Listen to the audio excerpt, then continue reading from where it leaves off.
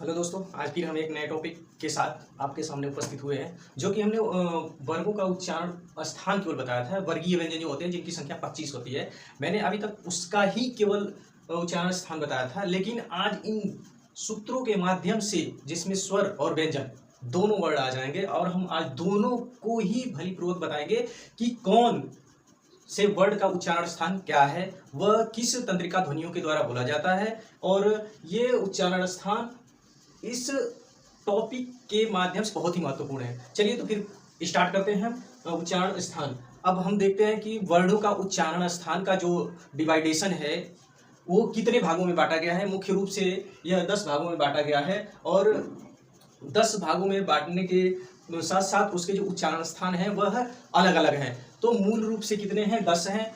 और देख लेते हैं कौन है। पहला है अपूह विसर्जनीय नाम कंठ, दूसरा है यचुयसा नाम तालु, तीसरा है ऋटूलसा नाम मूर्धा, चौथा है ऋटूलसा नाम दंता, पांचवा है उपमान्या नाम ओष्ठव, छठा है यमगणना नाम नासिका और सातवां है एदैतो कंठ तालु, आठवां है उदौतो कंठ तालु कंठोष्टम और नौवां है बकारास्य दंतोष्टम और 10वां है जिह्वा मूलक वर्ण। ठीक है, तो इसमें से ये अगर देखा जाए तो एग्जाम के माध्यम से बहुत ही कम पूछा जाता है। लेकिन और जो बाकी के 9 बच रहे हैं उनमें से ज्यादातर क्वेश्चन फंसे जाते हैं और अक्सर न मालूम होने की वजह से गलत हो जाता है। लेकिन ये अगर आपको 10 सूत्र पता है तो आप भली प्रकार से किसी भी वर्ड का जो उच्चारण स्थान है उसको भली प्रकार से आप क्या कर सकते हैं, मार सकते हैं या कर सकते हैं, उसका आंसर भली प्रकार से आप दे सकते हैं। चलिए ठीक है, तो हम स्टार्ट करते हैं। सबसे पहला नंबर कौन सा आता है दोस्तों? अपूह विसर्जनीय ना कंठ।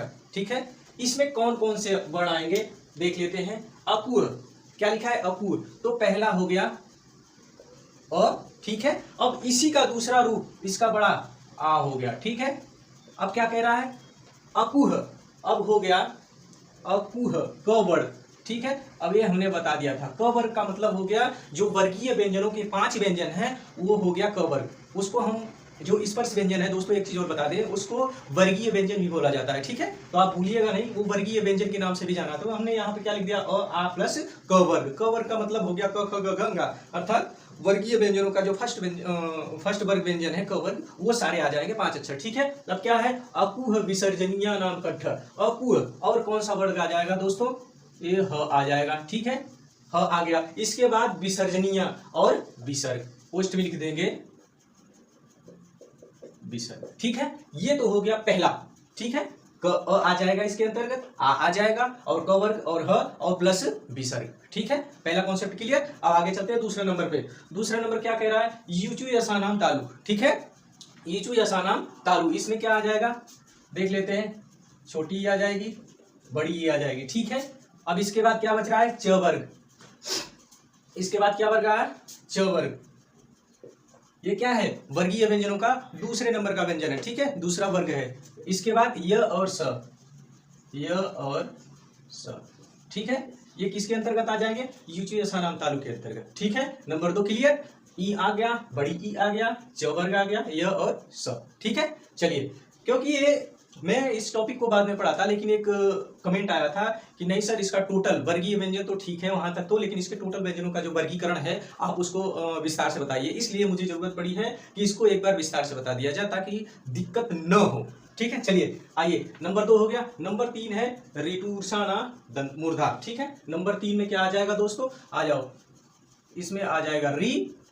ठीक है, कामा क्या लिखा है? ट वर्ग।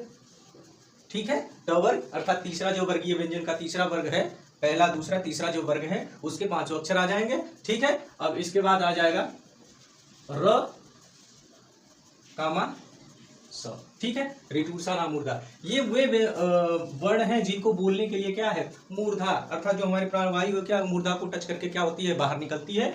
और कौन कौन से वर्ण हो जाएंगे? री, ट वर्ग, र और स। ठीक है, चलिए नंबर 4 क्या है? लिटूरसाना दंता।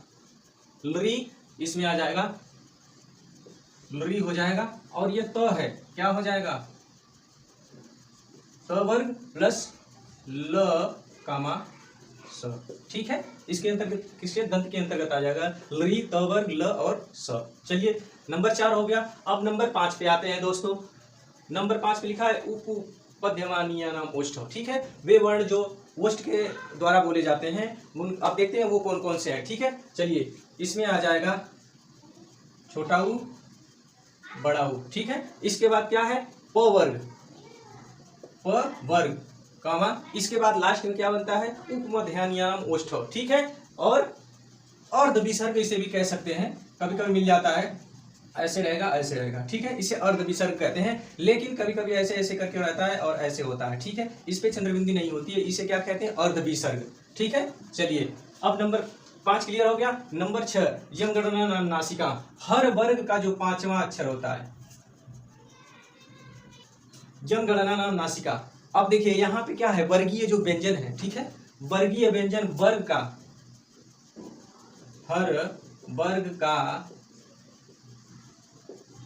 5वां वर्ड, ठीक है, हर वर्ग का 5वां। जो हमने स्पर्श व्यंजन पढ़ाया था, जिसको वर्गीय व्यंजन के नाम से भी जानते हैं, उसका जो लास्ट वाला है वर्गीय व्यंजन, वही क्या कहलाएगा, नासिक व्यंजन या नासिका व्यंजन, ठीक है, ठीक है। आ जाइए, क्लियर है, हर वर्ग का जो 5वां अक्षर है वो क्या कहलाएगा, नासिक व्यंजन, ठीक है। अब नंबर 7 आते हैं, ए दयतो कंठ तालु, ए दयतो कंठ तालु, ए दयतो कंठ तालु, ए हो गया, ठीक है, और कौन सा हो गया, ए हो गया। ये दोनों क्या कहलाएगा, कंठ तालु। ये कंठ तालु से दोनों बोली जाने वाली क्या है, ध्वनियां है। अब आता है नंबर 8 उदवतो कंठोष्ठम, उदवतो कंठोष्ठम का मतलब हो गया ओ और औ,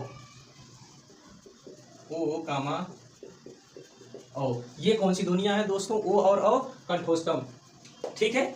अब आता है नंबर 9 वकारास्य दंतोष्ठम, ठीक है, वकारास्य दंतोष्ठम का मतलब इसमें केवल एक ही वर्ड आता है, वो है व, इसको हम क्या कहेंगे दोस्तों, वकारास्य दंतोष्ठम, ठीक है। अब नंबर 10 आते हैं जिह्वा मूलक वर्ड, ठीक है, ये बहुत कम ही मिलता है, हालांकि बुक में तो इसका वर्णन है, बट क्या है, एग्जाम के माध्यम से बहुत कम ही देखने को मिलता है जिह्वा मूलक वर्ड। इसमें क्या आएगा, क, ठीक है, यहाँ पे एक बिंदी होगी, ठीक है, फिर नेक्स्ट आता है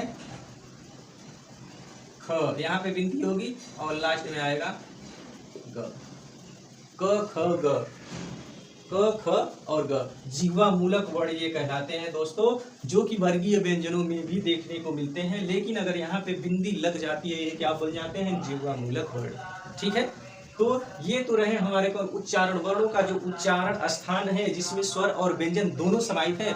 दोस्तों ये वीडियो पूर्ण रूप से वर्णमाला के लिए, जो उनका उच्चारण स्थान है उनके लिए परफेक्ट है। लेकिन जो हमने एक बताया था आप पहले, केटीएम 2, केटीएम 2, तो ये हो केवल वर्गीय व्यंजनों के लिए था, ठीक है, केवल वर्गीय व्यंजनों, जो 25 स्पर्श व्यंजन कह लो, वर्गीय व्यंजन कह लो, ये केवल उनके लिए था। लेकिन अगर पूर्ण रूप से देखा जाए, उच्चारण वर्णों का जो उच्चारण स्थान है, ये उस पे 10 सूत्र के द्वारा हमने क्या है, वर्गीय व्यंजन कह लो, व्यंजन टोटल और स्वर, इनमें क्या है, दोनों ही समाहित है, ठीक है। आज के लिए इतना ही, थैंक यू।